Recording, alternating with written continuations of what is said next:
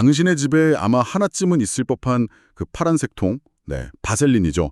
가격도 엄청 저렴한데 뭐 피부 보습의 대명사처럼 쓰이고 심지어 주름에도 효과가 있다 이런 말까지 들리더라고요. 그런데 당신이 보내주신 자료들을 쭉 보니까 우리가 그냥 흔히 아는 것과는 조금 다른 이야기가 숨어 있는 것 같아서요. 오늘 바셀린에 대해서 제대로 한번 파헤쳐 보겠습니다. 네, 맞아요.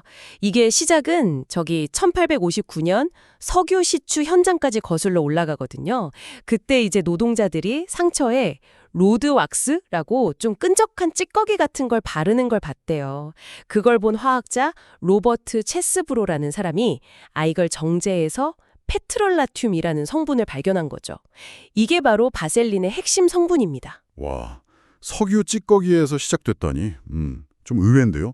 근데 제일 흥미로웠던 건 이게 피부에 수분을 뭐 직접 주는 게 아니라는 점이었어요. 그럼 도대체 어떻게 작용하는 거죠? 네, 정확히 보셨어요. 바셀린의 진짜 능력은 사실 밀폐에 있습니다. 피부에 수분을 뭐 넣어준다기보다는 피부 표면에 아주 얇고 강력한 보호막을 치는 거예요. 그래서 피부 속에 원래 있던 수분이나 아니면 바른 제품의 수분이 밖으로 날아가지 못하게 꽉, 가둬두는 거죠. 이걸 저희가 밀폐 보습, 영어로는 오클루시브 효과라고 부릅니다. 아하, 수분을 지켜주는 약간 방패 같은 역할이군요. 그러니까 제 피부 자체 수분이나 아니면 그 전에 발라둔 수분 로션 같은 거 그런 걸 날아가지 않게 딱 막아준다는 거네요. 그래서 입술이나 뭐 발뒤꿈치처럼 엄청 건조하고 갈라진 곳에 바르면 효과가 좋은 거군요. 네, 맞습니다. 그럼 잔주름 개선 이야기도 혹시 이런 원리랑 관련이 있을까요? 네, 그렇습니다.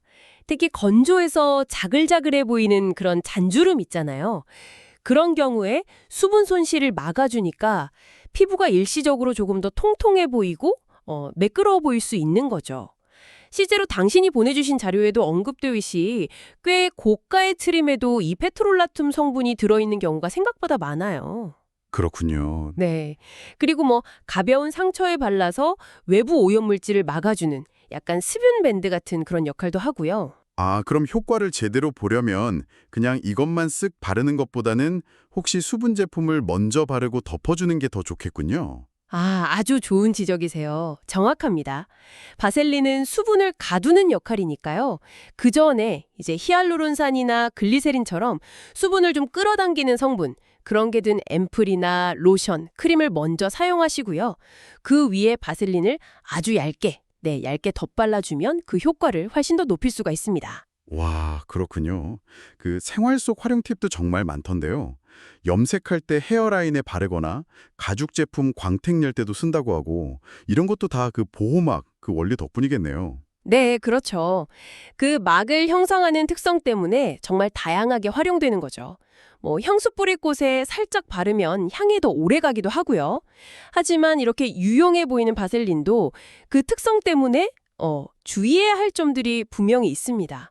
특히 당신의 자료들은 안전성 문제를 좀 중요하게 다루고 있더라고요. 네, 맞아요. 가장 중요한 부분이죠. 어떤 점들을 좀 조심해야 할까요? 우선 그 강력한 유분막 때문에 아무래도 지성 피부나 여드름이 좀 잘 나는 피부는 모공을 막아서 트러블을 일으킬 수 있다. 이 점을 좀 기억해야 하고요. 그럴 수 있겠네요. 그리고 석유 추출물이라는 점 때문에 과거에 발암물질 논란이 좀 있었죠. 구체적으로는 그 pH, 다환 방향족 탄화수소라는 성분에 대한 우려였습니다. 발암 물질이라니. 좀 걱정되는데요. 그럼 안전한 건가요? 지금 쓰는 건? 이 부분은 사실 정제가 핵심 키워드입니다. 자료에 따르면 정제되지 않은 석유 부산물에는 물론 pH 같은 유해 성분이 있을 수 있어요. 하지만 시중에 판매되는 화장품용 바셀린, 특히 뭐 오리지널 브랜드 같은 경우는 여러 단계의 고도 정제 과정을 거칩니다. 그래서 이런 유해 불순물을 제거한다고 제조사들은 강조하고 있고요. 그래서 안전 기준을 다 통과한 제품들이 유통되는 것이죠. 그럼에도 불구하고 이제 석유 기반 제품 자체에 대한 어떤 염려 때문에 요즘엔 식물성 오일 기반의 뭐 너세린, 비세린 이런 대안 제품들도 나오고 있는 추세고요. 정제가 얼마나 잘 되었는지가 관건이군요. 알겠습니다. 또 그 자료들에 보니까 절대로 하지 말아야 할 사용법도 딱 명시돼 있던데요. 네, 이건 정말 중요합니다. 꼭 기억하셔야 해요. 첫째, 이미 감염된 상처나 염증이 심한 여드름에는 절대 사용하면 안 됩니다. 왜냐하면 살균 효과는 전혀 없고요. 오히려 세균이 더 잘 자랄 수 있는 환경을 만들 수가 있어요. 아, 오히려요? 네. 둘째, 심한 화상 직후에는 열이 빠져나가는 걸 막을 수 있기 때문에 피해야 하고요. 셋째, 그리고 이게 가장 강조하고 싶은 부분인데 절대 먹거나 흡입하면 안 됩니다. 특히 코점막에 바르는 행도 있잖아요. 감기 걸렸을 때 코 주변 헐어서 바르기도 하는데 이게 흡입되면 폐렴을 유발할 수 있다는 보고가 있습니다. 굉장히 위험해요. 정말요? 코 속은 절대 안 되겠네요. 네. 그리고 질 내부 윤활제로 사용하는 것도 감염 위험을 높이니까 절대 금물이고요. 드물지만 피부 알레르기 반응, 발진이나 가려움증 같은 게 나타날 수도 있고요. 아, 코 속에 바르는 건 진짜 조심해야겠네요. 생각보다 정말 위험할 수 있군요. 자료 중에 그 바셀린이란 식초를 같이 쓰는 방법도 잠깐 언급되어 있던데 이건 괜찮은 건가요? 아, 네. 그 발뒤꿈치 각질 제거 목적으로 식초를 사용한 뒤에 보습을 위해 바셀린을 바른다, 이런 이야기가 있죠. 하지만 식초는 산성이라 피부 자극이 매우 클 수 있습니다. 그냥 쓰시면 안 되고요. 반드시 희석해야 하고 특히 민감성 피부는 피하는 게 좋고요. 이게 표준적인 권장 방법은 절대 아닙니다. 혹시라도 시도하시려면 반드시 아주 작은 부위에 패치 테스트를 먼저 해보셔야 하고요. 그렇군요. 주의가 필요하네요. 자, 오늘 당신의 자료 덕분에 바셀린에 대해 정말 깊이 알게 된 것 같습니다.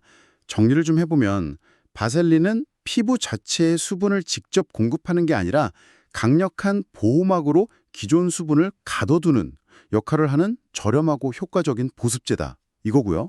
네, 맞습니다. 건조한 피부엔 아주 유용하지만 지성 피부나 여드름성 피부는 주의가 필요하고 특히 코 속이나 감염된 상처처럼 잘못된 사용은 절대 피해야 한다. 이 점이 핵심이겠군요. 네, 정확합니다. 그 가두는 역할을 제대로 이해하고 활용하는 것이 가장 중요합니다. 오늘 이렇게 이야기를 나눠보니까 정말 익숙한 제품 하나에도 참 많은 과학과 또 논쟁거리가 담겨 있다는 생각이 드네요. 마지막으로 이런 질문을 던져보고 싶습니다. 석유 기반 제품에 대한 이런저런 논의들, 그리고 식물성 대안들이 계속 등장하는 요즘인데요. 당신의 스킨케어 제품 선택 기준은 혹시 어떻게 변화하고 있나요? 오늘 저희가 함께 살펴본 정보들이 당신의 현명한 선택에 조금이나마 도움이 되었기를 바랍니다.